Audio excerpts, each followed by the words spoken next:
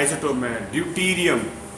चलो अब ये कह रहा है कि ना अब ये क्वेश्चन पे आते हैं। ये तो इतना हमने कर दिया, 90% क्वेश्चन खत्म हो गया।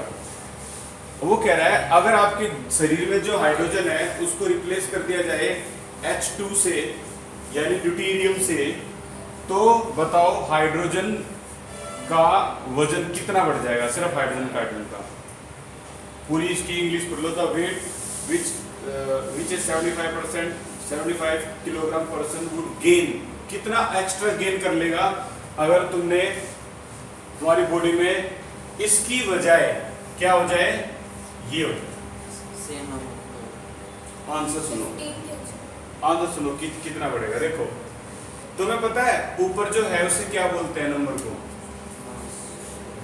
ऊपर वाले नंबर को क्या बोलते हैं, इनको मास बोलते हैं, एटॉमिक मास बोलते हैं या फिर मास नंबर बोलते हैं। और नीचे वाले को क्या बोलते हैं, बढ़िया, ये एटॉमिक नंबर होता है। और सारा वजन, अच्छा मास नंबर किस किस से मिलकर बना होता है भाई, प्रोटॉन एंड यहाँ भी प्रोटॉन एंड न्यूट्रॉन से मिलकर बना होता है मास। एटम का वजन किस में होता है, इलेक्ट्रॉन में होता है, नहीं, लास्ट क्लास में बताया था मैंने। एटम का जो वजन है वो प्रोटॉन और न्यूट्रॉन में होता है। यानी असल में उसने एक प्रोटॉन था, अब कितने हो गए, एक प्रोटॉन और एक न्यूट्रॉन, यानी लगभग दोनों का बराबर होता है। आपको अच्छी तरह पता है, ठीक है ना। आपको पता है 1 प्रोटॉन बराबर है 1 न्यूट्रॉन बराबर है 1 यूनिफाइड इज इक्वल टू 1.63 10 की पावर माइनस 24 ग्राम। अगर आपका एक्स्ट्रा न्यूट्रॉन आ गया निखिल, अगर आपका एक्स्ट्रा न्यूट्रॉन आ गया तो समझ जाओ कि यहाँ वजन डबल हो गया, यानी अब एक 7.5 kg और गेन हो गया, टोटल 15 kg हो गया। लेकिन वो ये जो पूछ रहे हैं वो ये पूछ रहे हैं कि कितना गेन होगा एक्स्ट्रा, तो आंसर है 7.5 kg और गेन हो जाएगा, क्योंकि सारा वजन प्रोटॉन और न्यूट्रॉन में ही है। आंसर कौन सा होगा इसका, ए आंसर हो गया। अब आते हैं हम अगले क्वेश्चन पे, नेक्स्ट क्वेश्चन। ये क्वेश्चन इतना वैसा नहीं है, आसान है, इसको ट्राई करो और बताओ क्या आंसर है इसका। An organic compound contain carbon hydrogen sulphur, the minimum molecular weight of compound containing 8% sulphur. बताओ क्या होगा इसमें 8% सल्फर का।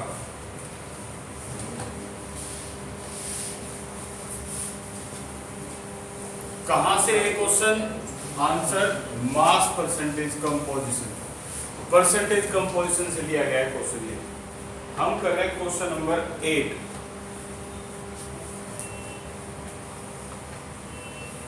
क्वेश्चन नंबर 8, कार्बन हाइड्रोजन और कोड क्या है, सल्फर। याद है तुम्हें, अगर मैं लिख देता था परसेंटेज ऑफ सल्फर तो फॉर्मूला क्या होता था भाई, मास ऑफ सल्फर अपॉन में total mass of the compound, total mass of compound और इनटू में 100 ही तो करते आए थे हम। याद है H2O का कैसे निकालते थे, percentage of hydrogen is equal to hydrogen की परसेंटेज 2, टोटल की 18 इनटू में 100, वही यहाँ कर रहे हैं, ठीक है। या तो आप सीधा लिख लो, यहाँ पर मास की जगह मोलर मास लिखोगे और जल्दी समझ में आएगा। Total molar mass of compound, तो वही जो यहाँ किया है वो यहाँ कर रहे हैं। बोलो भाई परसेंटेज सल्फर कितनी है, 8 है। मोलर मास सल्फर का कितना है, 32 होता है। ये जो है टोटल मास वो निकालना है इनटू में 100। बताओ आंसर क्या आएगा,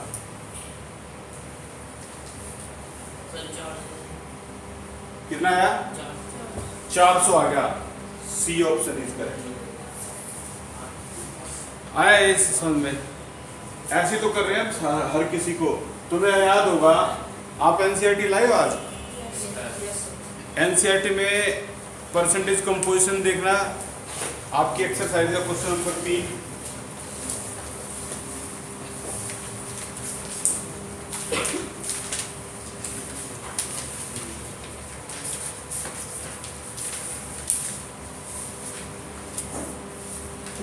Na2SO4 का ये है ना,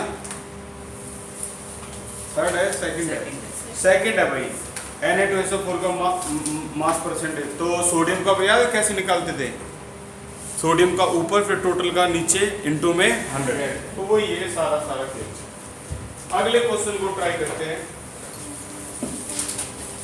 चेक करो इस क्वेश्चन को, नंबर 9।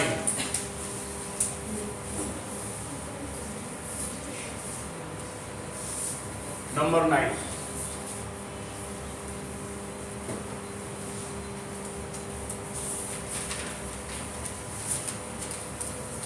अगर मास का रेशियो ऑक्सीजन और नाइट्रोजन का ये है तो बताओ मॉलिक्यूल्स का रेशियो क्या होगा।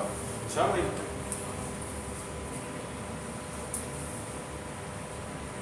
ये देखो मास का रेशियो।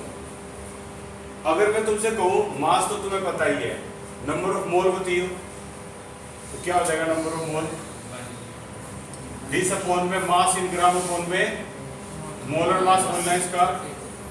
Very good. और इसका मोलर मास बोलना 28। ठीक है, बताओ ये क्या आगे भाई, 1/32 क्या होता है, नंबर ऑफ मोल। उन्होंने किसका रेशियो पूछा है, मॉलिक्यूल, तो हम नंबर ऑफ मोल को किससे मल्टीप्लाई करने वाले हैं, वेरी गुड वेरी गुड।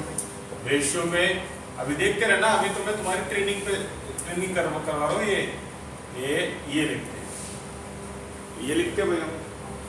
आगे से कभी भी अगर आपको ये लिखना पड़े एग्जाम में तो ये पूरा ना लिख के हम क्या लिख देंगे, Na, ताकि टाइम वेस्ट ना हो। और यहां भी क्या हो गया, Na। अब तुम खुद बताओ, Na और Na दोनों तरफ सेम है, ठीक है, तो यहां से ये हटा दो। अब मैं इसको, इस वैल्यू को सिंपल रेशियो में लाना चाहता हूं, तो ये तो पहले काट दो यार, 7। तो तुम 7 को ऊपर ले जाओ, इसको यहां ले जाओ, आंसर आएगा 7/32। देखियो आंसर, सी पार्ट हो गया तुम्हारा। बोलो भी आया समझ में। तुम्हें पता है रेशियो को ना ये भी बोलते हैं, ये 1/32 Na डिवाइड बाई 4/28 Na, ये भी बोलते हैं। तुम यहां से करोगे तब भी देख लो, कैंसल 1/32 इंटू में 7/1, रेशियो क्या आई, 7/32, वो आंसर। बोला है समझ में। देखते रहो, ये सारे क्वेश्चन तुम्हारे पास विद सॉल्यूशन में भेज दूंगा, अपने देखते रहना व्हाट्सएप ग्रुप। अगले क्वेश्चन को देखते हैं, नंबर 10।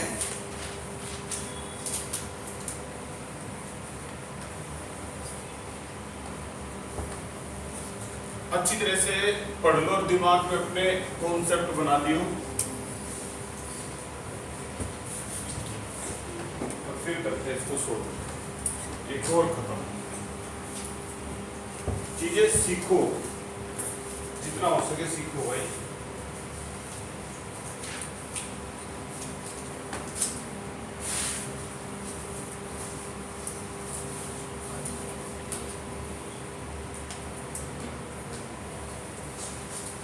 क्वेश्चन है, how many mole of magnesium phosphate will contain 0.25 mole of oxygen. सुनना भाई, इतनी जो बात ये बोल रहा है, इतनी बात तुम बताइयो, 1 mole magnesium phosphate is equal to, बताओ कितने mole oxygen atom, oxygen atom, बोलो भाई। बहुत बढ़िया, निकाल दिया ना तुमने। अभी हमारी एनसीईआरटी हेल्प करी है, एनसीईआरटी ने सब चीज सिखा रखी है।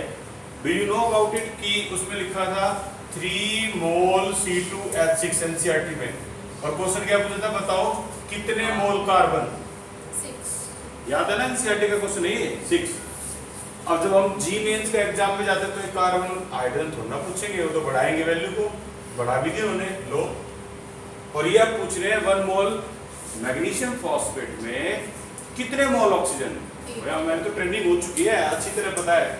4 2 जा 8 मोल।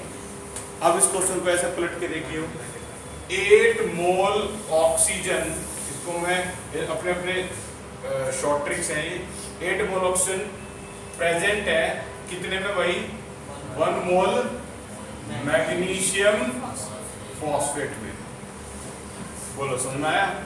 अब देख लो क्वेश्चन में क्या पूछा है, बताओ 0.5 मोल ऑक्सीजन में जो प्रेजेंट होगी वो कितने मोल? ठीक है भाई, 1 मोल ऑक्सीजन प्रेजेंट होगी 1/8 मोल मैग्नीशियम फॉस्फेट। बोलो यहाँ तक आया? अब पूछा कितने में है? 0.25 मोल मल्टीप्लाई बाय 0.25 मोल। बता दो आंसर क्या है? देखो आंसर 0.23 मैच कर लियो, फिर बताना मोल में आना चाहिए आंसर आपका। 0.03 और अच्छा होगा पॉइंट काट के फोन में क्या कर दो 100। अब इसको काट दो पूरे को, 8 से पूरे को काटो 24 बस बहुत है यार। 3.12 10 की पावर ऊपर ले जाओ -2। मिला कुछ? मैच हुआ? हो गया भाई, बी फॉर बैंगलोर मैच हो गया। देखते रहना कॉन्सेप्ट को, देखो जो जो सीखा है हमने वो। आज अपना दिमाग भी चलाओ, लेकिन ज्यादा 90% आप सीखो और 10% अपना दिमाग लगाओ। गारंटी है अगली संडे क्लास में तुम फिर अपना दिमाग लगाओगे। ठीक है, ये भाई छोटे मोटे टक्कर तो ले नहीं रहे, बड़े क्वेश्चन है। और ये भी अगर आपको छोटे लग रहे हो तो भाई फिर आप एप्लीकेबल हो फिर तो। अब है अगला क्वेश्चन नंबर 12, एक और खत्म। चलो भाई, ये है मोल कॉन्सेप्ट, और इसमें सीधा सीधा कहा है बताइए number of atom in this किससे मैच हो जाएंगे। जब भी वो नंबर ऑफ एटम कहे ना, तुम नंबर ऑफ मोल निकालो। कौन सा आया? करेक्ट आंसर ए ही है। Number of atom in gram ये दे रखे हैं Fe के, इसका मोलर मास भी दे रखा है। तो वो बता रहे ये ना किससे मैच हो गया। तो देखो नंबर ऑफ एटम जब भी कहे ना, नंबर ऑफ मोल निकालो तुम, क्योंकि ये जो कुछ सीक्रेट है। मास इन ग्राम बोला वो कितना है? 558.5 डिवाइड बाई मोलर मास 55.85। तो जो साफ साफ दिख रहा है तो पॉइंट के देखो, इसको ना सोल्व करने का एक और बढ़िया तरीका बताता हूँ मैं तुम्हें। पॉइंट के बाद कितनी डिजिट है? ऊपर भी पॉइंट के बाद 2 ही कर दो, ये कर सकते हैं ना ऐसे। तो अब पॉइंट से पॉइंट काट दो, बताओ आंसर कितना आ गया? 10 मोल आ गया। अब 10 मोल देख लो किसका है। 10 मोल का मतलब एटम कितने होंगे? 10 मोल में कितने एटम होते हैं भाई? 10 मोल में कितने एटम होते हैं? बोलो, दिमाग लगाओ। 10 मोल में कितने एटम होते हैं? 3.68 या फिर कह लो 6.02 10 की पावर 24 कह लो।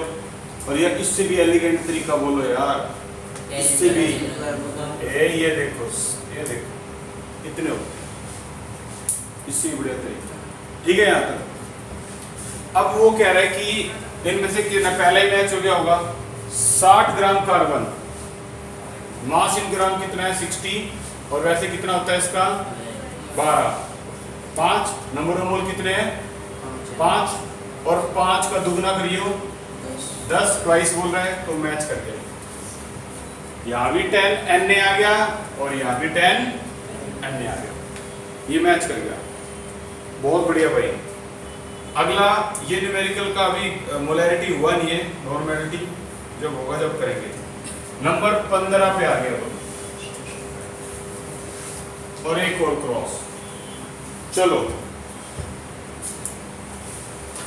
The ammonia release on quantitative reaction of 0.6 gram urea with sodium hydroxide can be neutralized by, ये भी देखो नॉर्मेलिटी का क्वेश्चन है, ए नॉर्मेलिटी एन दिख रहा है तुम्हें।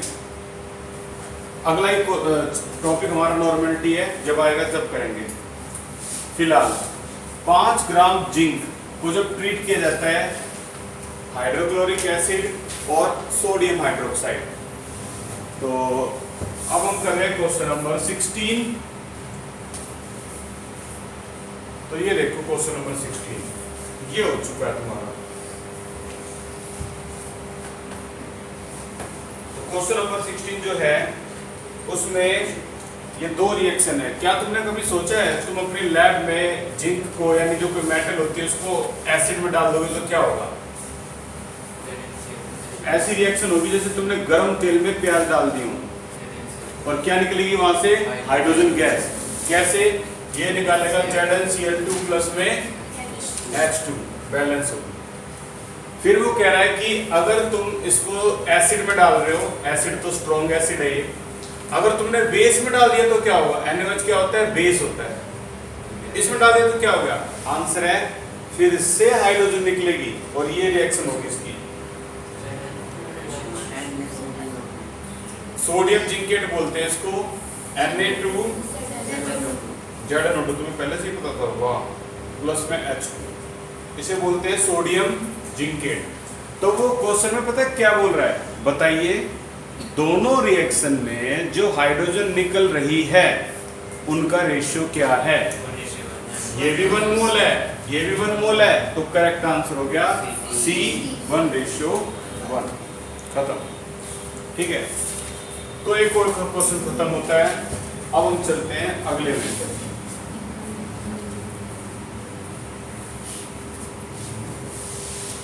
वाह, लिफ्टिंग रिएजेंट आ गया भाई। इस रिएक्शन को ध्यान से देख लो, N2 प्लस 3H2, कौन सा क्वेश्चन है अभी ये? 18। और इस रिएक्शन में N2 plus 3H2 will give you 2NH3। कोई बच्चा बता सकता है ये कौन सी प्रोसेस है? Haber process. This is Haber process for the production of ammonia.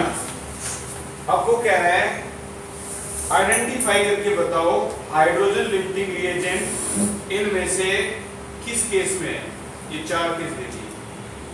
Hydrogen lifting reagent बोला है, ये तो ये है, तुम अब वो एक एक करके कह रहे हैं, तुम लैब में लेके गए क्या 28 ग्राम 6 ग्राम, तो क्या अब हाइड्रोजन लिफ्टिंग रिएजेंट आएगा? या तुम लैब में लेके गए 14 ग्राम 4 ग्राम, क्या अब हाइड्रोजन लिफ्टिंग रिएजेंट आएगा? तुम लैब में लेके गए 56 ग्राम 10 ग्राम, अब हाइड्रोजन लिफ्टिंग रिएजेंट आएगा? या तुम लैब में लेके 35 ग्राम और 8 ग्राम। अब हाइड्रोजन किस केस में हाइड्रोजन लिफ्टिंग रिएजेंट आएगा ये पूछ रहा है वो। किसका आंसर आएगा? अभी सी पार्ट कैसे पता लगा? अभी बंद करते हैं। तुम्हें कैसे पता लग गया भाई? हार्दिक कैसे पता लगा? सर उसको डबल चाहिए, 12 चाहिए होगी। वेरी गुड, मतलब रिएक्शन को देख के डबल का ट्रिपल चाहिए इसको तो। सर अच्छा, ग्राम में डबल चाहिए, ठीक है ठीक है। 28 ग्राम, भाई बहुत अच्छा दिमाग लगाया। 28 ग्राम इसका हो गया और 3 ग्राम इसका कितना हो गया? 6 ग्राम। तो अगर तुमने 28 ग्राम रखा तो 6 ग्राम चाहिए। अगर तुमने डबल कर दिया, देखो आधा कर दिया, 28 का आधा क्या होता है? 14 ग्राम, तो इसका भी आधा चाहिए 3 ग्राम, ठीक है ना। अगर तुमने इसका डबल कर दिया 56 ग्राम, तो भाई 6 का भी डबल हो जाएगा, 12 ग्राम चाहिए। और तुम्हारे पास कितना है? 10 ग्राम लिफ्टिंग रिएजेंट। नहीं है समझ में? जिनको नहीं भी आया दूसरा तरीका, और भाई ये वाला तो मिनटों जिंदगी वाला तरीका है, ये वाला भी बहुत बढ़िया दिमाग लगाया भाई, नाइस। मतलब सी ऑप्शन करेक्ट है और ज़्यादा से ज़्यादा 10-12 सेकंड में बता दिया। एक और तरीका पता क्या है? ये तरीका ये है, यहाँ कितना मोल है? 1 मोल को 3 मोल चाहिए। अब है ना सबके मोल बना दो, मोल बना के और जल्दी पता लगेगा। देखो 28 ग्राम में तो कितना मोल हो गया, ये 1 मोल हो गया। 1 मोल को कितने 6 ग्राम का बनाओ, 3 मोल। यहाँ तो कोई लिमिटिंग रिएजेंट नहीं है। अब तुम लैब में क्या लिख गए, 0.5 मोल, और ये कितना हो गया 2 मोल, ठीक है ना। तो बताना जरा ध्यान से, अगर 1 मोल को 3 मोल की जरूरत है तो 0.5 मोल को कितने मोल की जरूरत है, 1.5 की। और तुम्हारे पास कितना है 2, तो ये लिमिटिंग रिएजेंट हो गया नहीं सर। आगे चलो, 56 ग्राम हो गया तुम्हारा 2 मोल, और 10 ग्राम कितना हो गया बोलो, अरे 10 ग्राम हाइड्रोजन कितना हो गया मोल, 5 मोल, ठीक है ना, 5 मोल हो गया। अब इसके बारे में सोचते हैं, अगर 1 मोल को जरूरत है 3 मोल की, तो 2 मोल को कितने मोल की जरूरत होगी, 6 मोल की, और आपके पास तो 5 मोल है, यानी लिमिटिंग रिएजेंट हो गया सी पर। आया समझ में अब, या पहले ज्यादा समझ में आया था? अगर पहले आया कैसे भी आया कर लियो, नहीं तो फिर वो एक एक करके। अब तुम सोचो लिमिटिंग रिएजेंट वाले क्वेश्चन को हम कैसे करते थे 11th में, यहाँ शुरू करके यहाँ खत्म। और ये देख लो ABCD में C पार्ट तुमने बता दिया, तो थोड़ी प्रोग्रेस हर दिन हर संडे करते ही हो बस। अगला क्वेश्चन देखो भाई,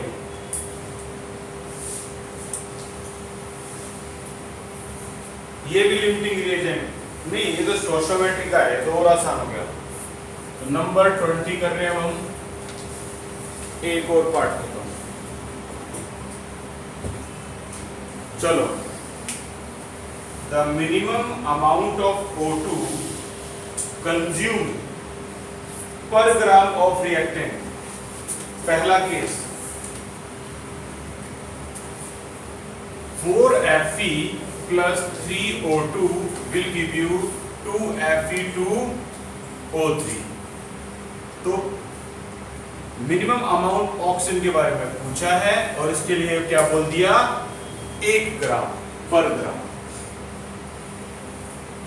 तो यहां अगर ऊपर देखोगे और यहां से यहां निकालोगे, तो एक बार चेक करियो पहले ओरिजिनल इक्वेशन को। पता है ना हम कैसे करते आए अभी तक स्टोइकोमेट्री, तो देखो एक बार।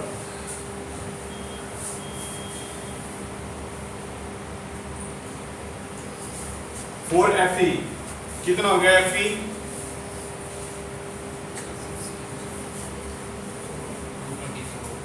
4 मोल, यहां करके देखता हूं भाई मैं, 4 मोल Fe react with 3 mole oxygen का निकालना कितना हो गया, 96। वेरी गुड, 3 मोल ऑक्सीजन। तो याद है आपको 4 मोल Fe क्या लिखते थे हम, ये तो 56 होता है Fe ग्राम, रिएक्ट विद ये कितना हो गया,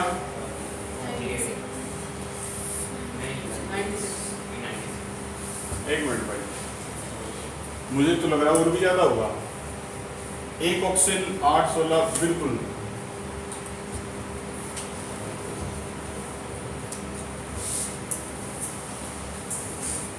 ठीक है, 96 ग्राम हो गया। तो 1 ग्राम में कितना हो गया, 96 अपॉन में 4 इंटू में 56। आंसर आया 0.428 ग्राम ऑक्सीजन। क्या इसको करने का और भी आसान तरीका हो सकता था भाई, चेक करिए ग्राम में, वो तो मेरे को तो हमें पता है प्रोसेस यही होगा। 1 ऑक्सीजन 16 होता है, तो 2 ऑक्सीजन कितने होते हैं, तो 32 को 3 से मल्टीप्लाई करेंगे, ये आ रहेगा, तो सही है।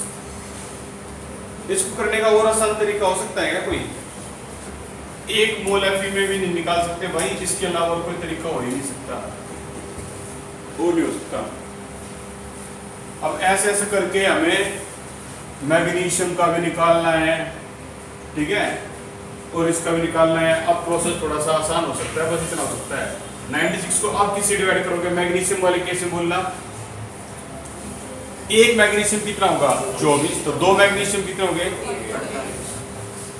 48, ठीक है ना, तो आ गया आपका 1 ग्राम में।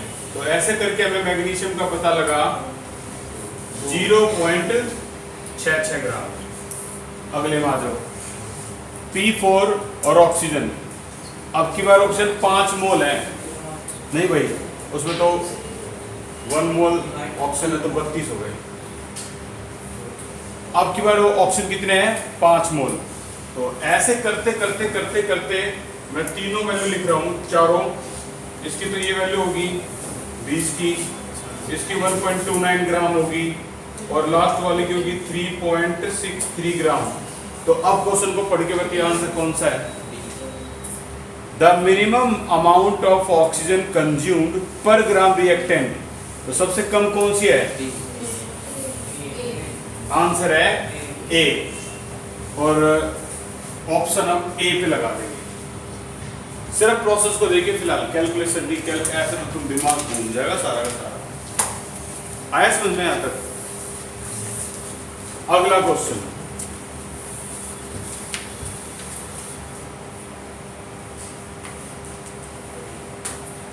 इस क्वेश्चन को चेक करो, और क्वेश्चन ना लॉजिक के बेस पे है और बहुत आसान है। मैं एक छोटी सी हिंट दे रहा हूं क्वेश्चन के लिए, law of conservation of mass. अब बता दो आंसर क्या है। ऐसा नहीं है कि ये मैं ही करूंगा, तुम भी कर सकते हो।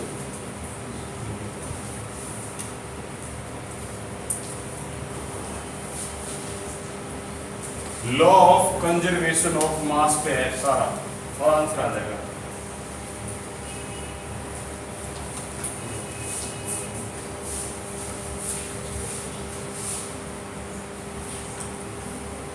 $25 gram of an unknown hydrocarbon, अगर इसको जलाया जाए तो CO2 रेस्ट हो, तो सभी को पता है यार। किसी भी हाइड्रोकार्बन को आप जलाओगे, हाइड्रोकार्बन को ऑक्सीजन की प्रेजेंस में जलाओगे, तो आपका जो भी आएगा वो आएगा CO2 और H2O। अब वो कह रहा है कि बताओ इसमें जो भी हाइड्रोकार्बन आपने जलाया है 25 ग्राम जलाया, इसके अंदर कार्बन कितना ग्राम है और ऑक्सीजन कितना ग्राम है, ये बोल रहा है वो। हाइड्रोकार्बन, कार्बन और हाइड्रोजन कितना कितना ग्राम है, बस इतना ही पूछ रहा है। आंसर है, लॉजिक है, law of conservation of mass. तो देखिए law of conservation of mass को, जो प्रोड्यूस कर रहा है वो क्या कर रहा है? 88 ग्राम CO2, और H2 कितना ग्राम है? 9 ग्राम H2, ये प्रोड्यूस कर रहा है। अरे भाई law of conservation of mass बोलता है जो भी प्रोडक्ट का मास है वो बराबर होता है रिएक्टेंट के मास के। टोटल मास ऑफ प्रोडक्ट बराबर होगा टोटल मास ऑफ रिएक्टेंट। जितना कार्बन यहाँ है उतना कार्बन यहाँ होगा, जितने हाइड्रोजन यहाँ है उतने हाइड्रोजन यहाँ होंगे। बोलो इतना समझ आया? क्या पूछ रहा है? ग्राम में पूछ रहा है। लो आ गया आंसर। सबसे पहले ले लो 88 ग्राम ऑफ CO2, और उसके बाद इसका निकाल दो नंबर ऑफ मोल। निकालो कितना नंबर ऑफ मोल आ गया इसका? आंसर आया 2 मोल CO2। अब बताना 2 मोल ऑफ CO2 कंटेन कितना मोल कार्बन? 2 mole carbon. अब बताओ 2 मोल कार्बन कितना ग्राम हो गया? बोलो भाई। तो आंसर आ गया, कार्बन हो गया 24 ग्राम। सी ऑप्शन, ठीक है, सी ऑप्शन। अच्छा, इस हिसाब से बिल्कुल यही पैटर्न फॉलो करते हुए तुम इसके साथ खेल सकते हो। 9 ग्राम H2O, बोलो भाई 9 ग्राम H2O, 9 में 18 कितना मोल हो गया? वेरी गुड, 0.5 मोल H2O। कंटेन, इसके अंदर कितने कार्बन हाइड्रोजन है? बोलो देखो इसके अंदर कितने मोल, अरे यार half mole H2O contain how many mole of hydrogen, बहुत बढ़िया 1 मोल हाइड्रोजन। अब 1 मोल हाइड्रोजन ग्राम में बदलियो, आंसर आया 1 ग्राम। तो ये सी ऑप्शन हो गया। ठीक है भाई, ये क्वेश्चन भी खत्म और बिल्कुल एंड पे आ गए। लास्ट क्वेश्चन मान के चलेंगे इसको, या फिर मैं ये वाला क्वेश्चन भी बहुत आसान है और ये अब तुम ही करके दिखाओ क्योंकि इसमें मेरी जरूरत नहीं है। स्टोइकोमेट्री याद है, कितने आसान से क्वेश्चन थे। 16 ग्राम में कितना निकलेगा, ये देखियो 445 ग्राम। और फॉर्मूला तो देखो एक बार, C57 H110 O6 में कितना प्रोड्यूस करना है हमें, क्या कितना वाटर प्रोड्यूस होगा, निकाल के देखो।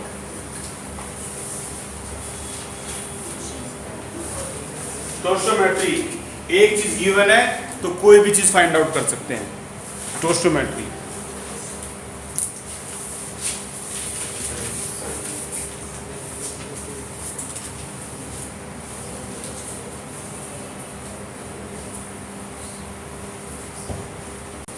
दो से मल्टीप्लाई करके कितना आया, 2 से मल्टीप्लाई करके 1780 आएगा। और यहाँ 110 से मल्टीप्लाई करके कितना आया, यहाँ आएगा 1980। अब सोचो इतने ग्राम से ये प्रोड्यूस हो रहा है तो 1 ग्राम से कितना होगा, 1980 1780 और निकालने का कितना है 445, तो मल्टीप्लाई बाई 445 और ऐसा करने पर जो आंसर आएगा 495। बी ऑप्शन इज करेक्ट, ये आ जाएगा आंसर। अब मैं एक आसान सा क्वेश्चन दे रहा हूँ, बहुत सारे ब्रेन टीचर कर दिए तुमने, करके देखिए। लास्ट क्वेश्चन आज का फाइनली 47। N2 प्लस में 3H2 will give you 2NH3। Mass of ammonia in gram, ये निकालना है। 2.8 किलोग्राम नाइट्रोजन को बोल सकते हो, लैब में इतना लेके गए थे, और 1 किलोग्राम लैब में इतना, ये तो कई बार कर लिया हमने। तो बताना है कितना अमोनिया प्रोड्यूस होगा। सबसे पहला काम है लिमिटिंग रिएजेंट पता करने का, कर लोगे ना ये लिमिटिंग रिएजेंट पता कर लो, फिर उसे फाइंड आउट कर लो और कल करके लिए, ये आपका होमवर्क है, बाकी करेंगे अगली क्लास में।